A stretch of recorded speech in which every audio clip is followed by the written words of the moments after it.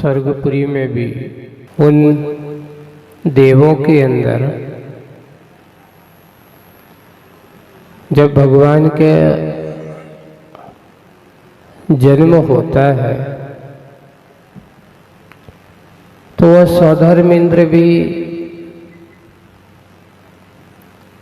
उन भगवान के जन्म होने के उत्सव को मनाने के लिए पूरी स्वर्गपुरी को साथ में लेकर के अयोध्या की उस पावन धरा पर उतरता है। कहा जाता है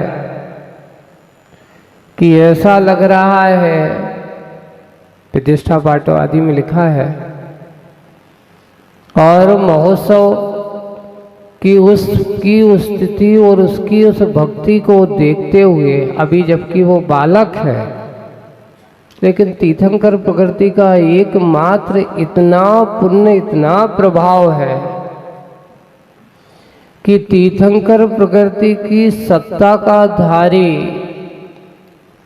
जीव जन्म लेते ही उत्सव के साथ ही उसका जन्म होता है।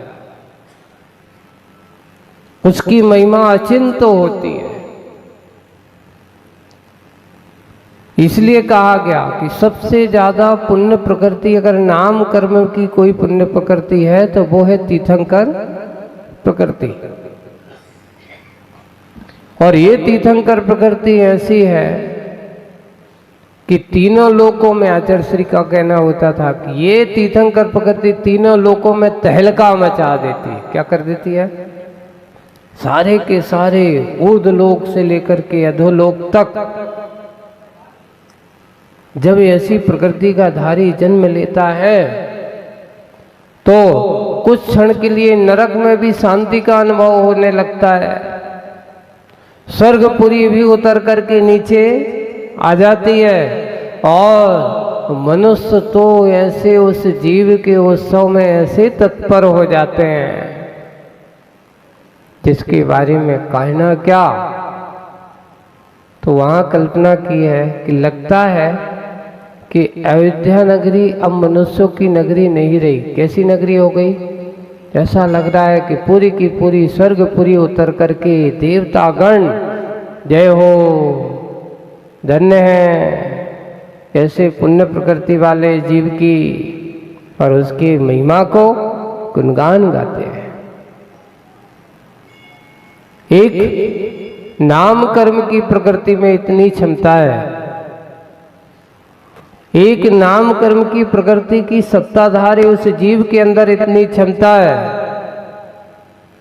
कि उसके चरणों में बड़े से बड़े सौधर्म इंद्र भी नतमस्तक हो जाते हैं। लिखा है सौधर्म इंद्र की क्षमता कितनी है, उसके पास कितनी शक्ति है। तो आगम ग्रंथों में लिखा है कि वो चाहे तो 2.5 द्वीप को डमरू की तरह हिला सकता है। इतनी क्षमता उसके पास होती है। शारीरिक उसको नहीं कहते हैं, उसके पास रिद्धि संपन्नता, इस प्रकार की शक्ति होती है। लेकिन जो स्वधर्म में इंद्र को भी नतमस्तक कर दे, वो कौन है? वो है हमारे ऐसे तीर्थंकर भगवान। वो मनुष्य गति का जीव है। देखिए, रिद्धि संपन्न शक्तियों का धारी वह व्यक्ति भी जिनके चरणों में नतमस्तक हो जाता हो, अर्थात ये कहा जा रहा है कि मनुष्य के पास देवों को भी साष्टांग करने की क्षमता हुआ करती है। देवता भी जिनके चरणों में नतमस्तक होते हैं, ऐसी प्रतिभा का धनी मनुष्य हुआ करता है। ऐसी क्षमतावान मनुष्य होता है। अब वह मनुष्य जो आप हो, हम हैं, यहाँ जितने बैठे हुए सभी व्यक्ति उस मनुष्य पर्याय को पाने वाले हैं। अब आप मनुष्य पर्याय को तो प्राप्त कर गए, लेकिन इस मनुष्य पर्याय को सार्थक बनाने का कार्य क्या है? देखिए, लिखा है कि तीर्थंकर प्रकृति का बंद करने वाला मनुष्य ने ऐसा कौन सा कार्य किया जो इस प्रकार की ऐसी पुण्य प्रकृति का बंद हुआ। उसका बंद का कारण, उसका निमित्त कारण क्या है? तो उन्होंने लिखा जिसके सबसे कारण बताए हैं तीर्थंकर प्रकृति के बंद का कारण। तो पहला कारण क्या है?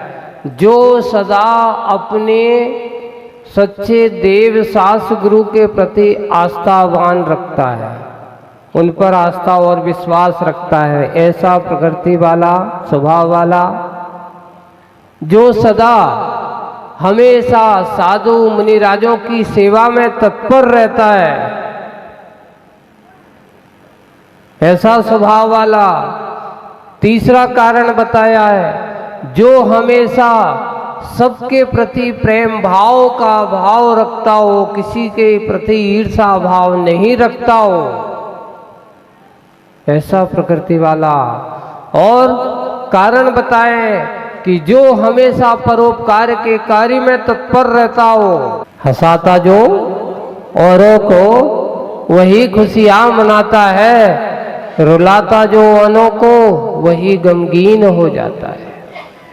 रोने वाला, रुलाने वाला हमेशा गमगीन, टेंशन में, दुखी बना रहेगा। लेकिन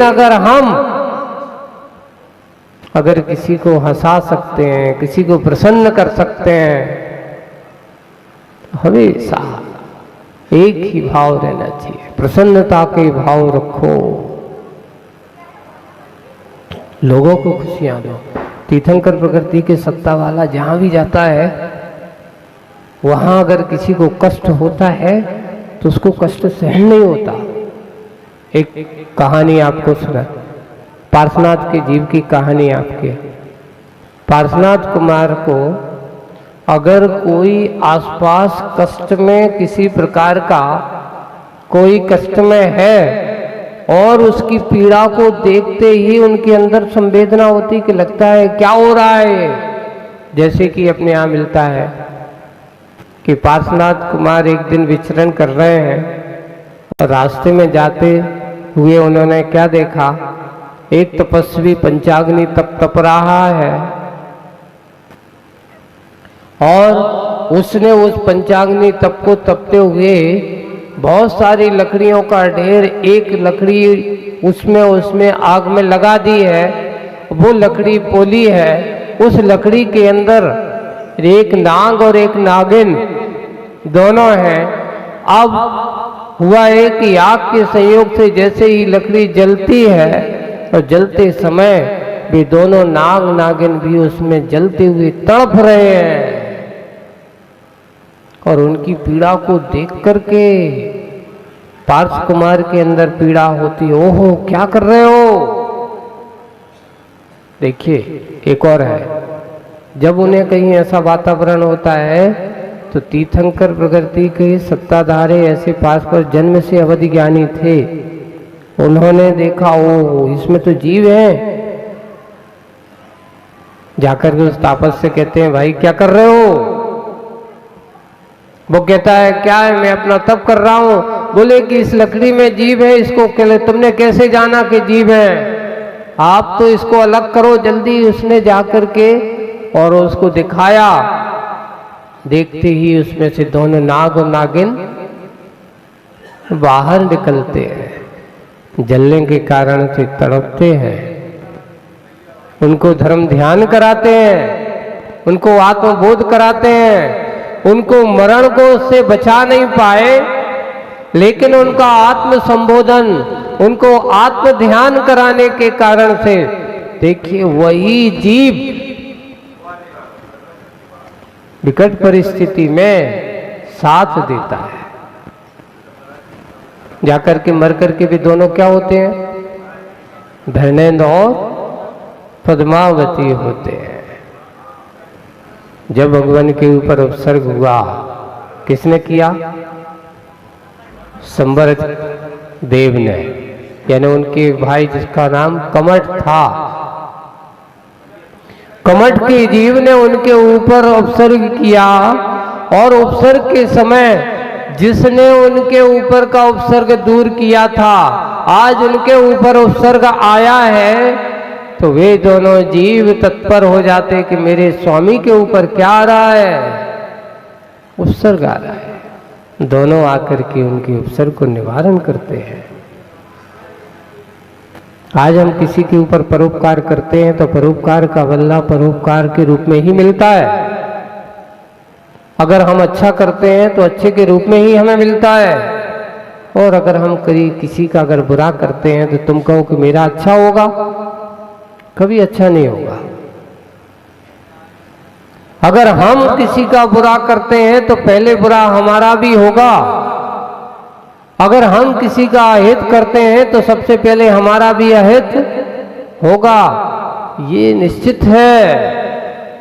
इसलिए बन सके किसी के बारे में सोचो तो अच्छा सोचो, बुरा नहीं सोचो। बने जहां तक इस जीवन में औरों का उपकार करो, ऐसी भावना होना चाहिए हमारी। जितना बन सके भगवान,